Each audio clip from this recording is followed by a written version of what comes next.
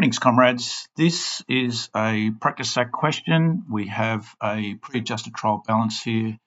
We've got some additional information points, and our task is to record a series of balance day adjustments in our GJ for the year ending 30th of June. So without further ado, let's get into it. So our first adjustment is down the bottom here. A timesheet revealed another $600 in wages owing to staff. So if we look in our pre-adjusted TB, we've already got $25,000, our balance for wages. So this 800 is accrued. That 25K has been paid. So therefore, to satisfy the accrual basis assumption, we need to record the amount owing. So this will increase our wages expense. So we debit, and we create a liability account called accrued wages. There's an obligation here to pay our staff the $800 they're owed. This payment will occur in the subsequent reporting period. Our second adjustment, the delivery van is depreciated at 20% per annum using the RB method. So I'm going to work out the maths of this first, and then we'll do our accounts. So therefore, when we're using the RB method, we need to calculate that 20% on our carrying value. So using the magic of Excel, we've got our, if we find the delivery van right here, 40,000 is our cost minus our AC debt.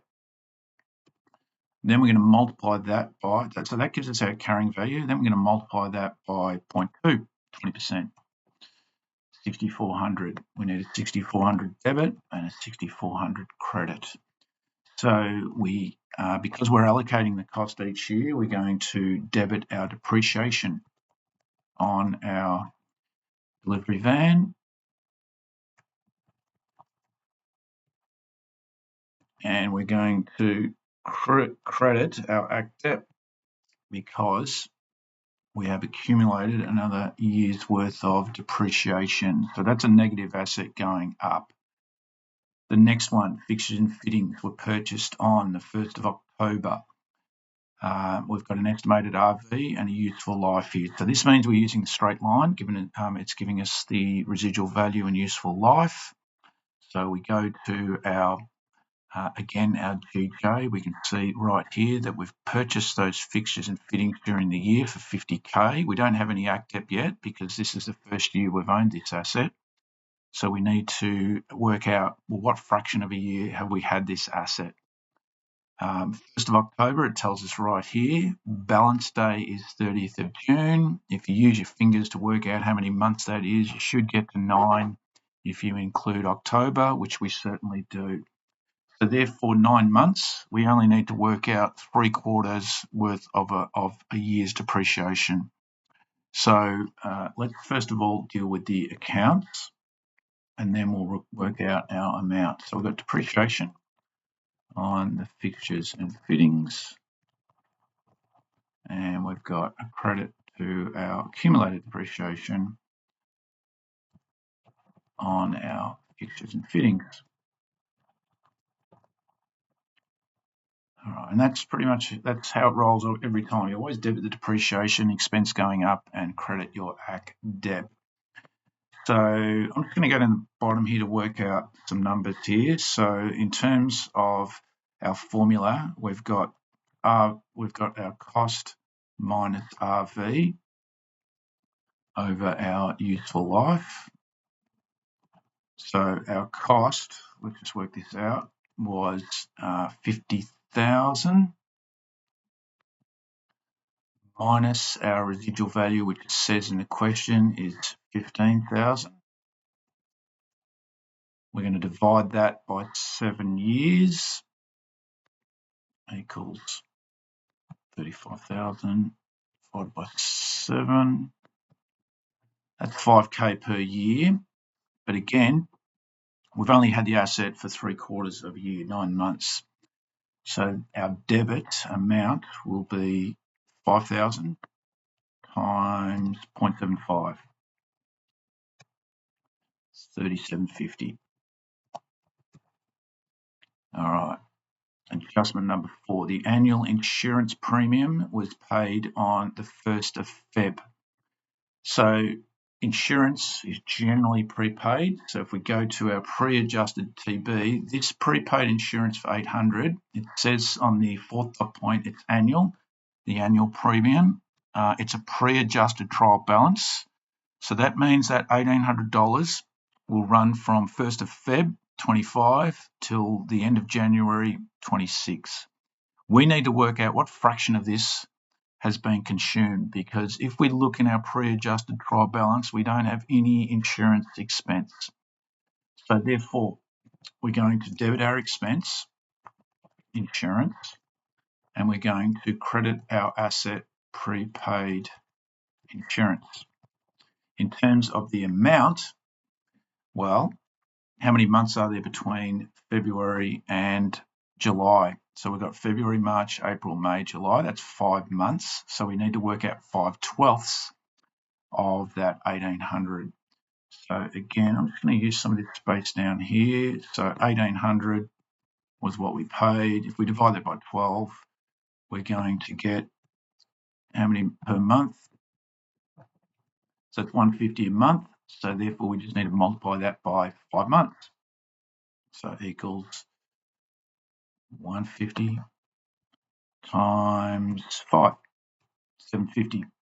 That's how much has been consumed. That's our expense, and we reduce our balance on our prepaid insurance.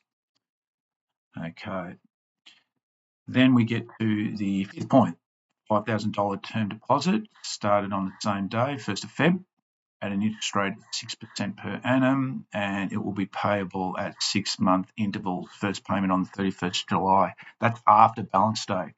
So therefore, we haven't received any of that interest revenue by the time we get to balance day. And again, this is where the accrual basis assumption comes into play, because we need to recognise the revenue when it's been earned and can be reliably measured. We can reliably measure this. So again, let's go down the bottom here to do the math on this. So we've got $5,000. $5,000 times our interest rate, which is 6%, 0.06. So that's our interest revenue for a full year, just like we did with the last time, with the prepaid one. Let's work out how much that is per month. So we're just going to go equals 300 interest revenue for a full year. We're going to divide that by 12, and that's $25 a month. So therefore, we'll need a debit for that times 5 for the 5 months between the start of Feb and the end of June. We're going to have a debit and a credit for 125. Oops. So we've actually earned the interest revenue, and when we have an increase in revenue, that goes up. So there's our credit, interest revenue. What do we debit? Well, we debit accrued interest revenue because we've earned the revenue, we just haven't received it. We'll receive it in the subsequent period. So we create an asset account, accrued interest revenue, and we debit that since it is increasing. Second last point, we've done a stock take and we've got $99.50 on hand. So go to your pre-adjusted TB, and right here we've got our inventory of $97.50. So that's what our inventory card says. Then we do accounts, and we're up by the difference between that and that. So that's a $200 win, because we thought we only had $97.50. Our account says $99.50. We adjust our records, our inventory card, our inventory ledger to reflect that $99.50. So therefore, that's an increase in our inventory by the difference between those two, which is 200, and we credit our inventory gain, and that's going to appear in our income statement between our gross profit and our adjusted GP. All right, the best for last. This is a meaty unearned revenue adjustment. Okay, so let's unpack this first. So the unearned sales revenue was a deposit received for 15K at 10%. That's a sale. The materials were delivered on the 30th of June. So go to your adjusted TB. Down the bottom here, we've got a $3,000 balance in our unearned sales revenue. So therefore, that's now been earned. That unearned sales revenue was a liability before the adjustment. And so therefore, we're going to need to debit that because the obligation has been met. So the first account that we're going to adjust for this delivery, and did say at the back end of the question the materials have been delivered, so we can now recognise the sale on the 30th of June, is we're going to do a debit entry for unearned sales revenue for the $3,000. Okay. There's a couple of different ways we can do this, so you might come up with an alternative approach. Now, the rest of this represents a standard credit sale. There's an invoice in there, so therefore no money is changing hands on this day, on the 30th of June, but there will be some funds owing from accounts receivable. But we're going to work that out a bit later. So I'm going to leave that number blank, and you'll see why in a tick. So in terms of the sales revenue that we've earned on this delivery, we recognise all of it on the day the inventory is delivered to the customer. And again, the accrual basis assumption says we recognise revenue when it's been earned and can be reliably measured. We can do that right now, 30th of June, we've delivered the inventory. So that's a $15,000 credit to your revenue account, sales revenue. The GST will also get recognised, the full whack on that day. The ATO has an interest in that, so that's 10%, $1,500. Now, back to the accounts receivable. The accounts receivable will be the difference between those two credit entries and the deposit, the unearned revenue. So therefore, we can simply go equals our sales plus our GST, and then we can minus our unearned revenue, because we're not going to get the customer to pay twice for that $3,000. So just check, do your two debit entries, $16.5K, equal your two credit entries? Yes, they do. We also have to record the cost price, $7,500, so that's going to trigger a debit entry and a credit entry, just like we have for any standard sale. We're going to debit the cost of sales, and that's going up, and we're going to decrease our inventory, so we do a credit entry there.